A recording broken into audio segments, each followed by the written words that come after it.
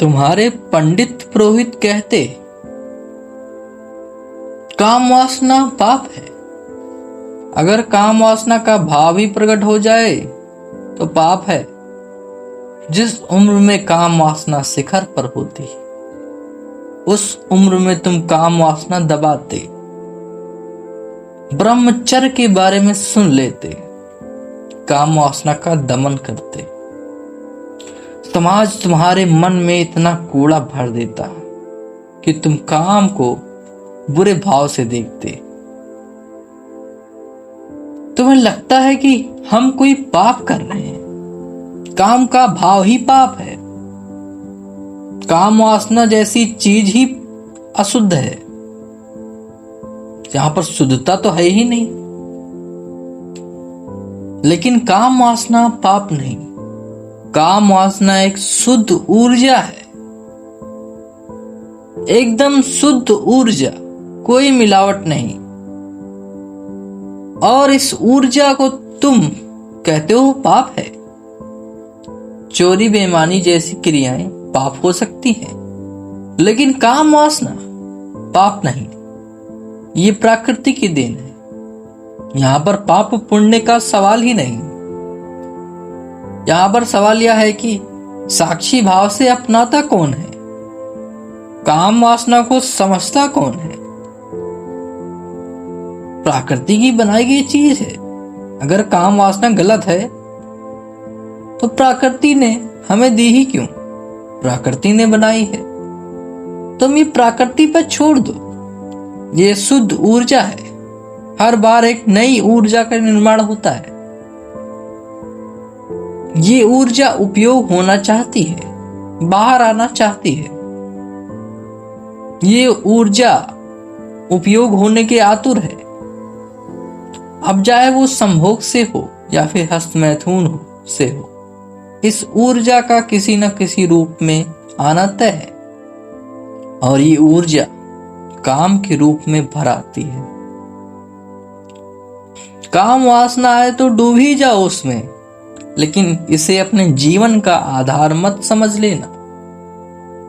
मैंने बहुत लोगों को देखा है, काम वासना को जीवन का एकमात्र आधार बना लेते हैं। काम वासना किसी रूप में गलत नहीं, लेकिन तब तक गलत नहीं जब इसका अति न हो जाए, जब इसका हद से ज्यादा प्रयोग होने लगे। यही जीवन का आधार ही बन जाए कि इसके अतिरिक्त इस दुनिया में कुछ है ही नहीं, ये दिखने लगे। तो समझ लेना कि किसी रूप में ये ऊर्जा सही नहीं। फिर ऊर्जा विनाशक ऊर्जा बनने लगती है। अगर किसी की अति की जाए तो किसी रूप में सही नहीं। कोई चीज अगर जरूरत से ज्यादा उपयोग में लाई जाए तो नुकसान होना तय है, विनाश होना तय है। चाहे उसका परिणाम देर ही में क्यों मिले, लेकिन मिलता जरूर है। काम वासना आपकी शरीर की जरूरत है, ना कि आपको उसकी जरूरत है। काम वासना आपके शरीर को चाहिए।